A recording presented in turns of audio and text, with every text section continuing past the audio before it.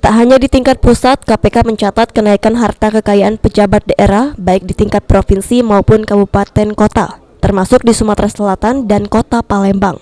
Namun hanya 30% gubernur dan wakil gubernur yang melaporkan kekayaannya bertambah di atas 1 miliar rupiah.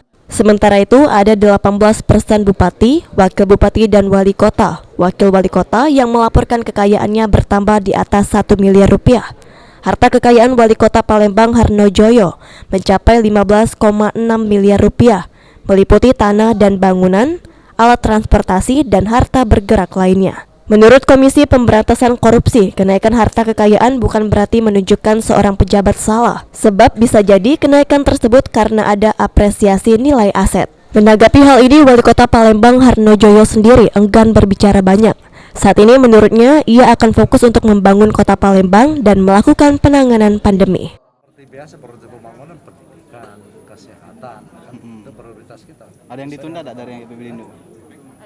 Ada yang ditunda tak dari APBD Induk sebelumnya untuk pembangunan? Ya kan jelas ada yang kekurangan kan.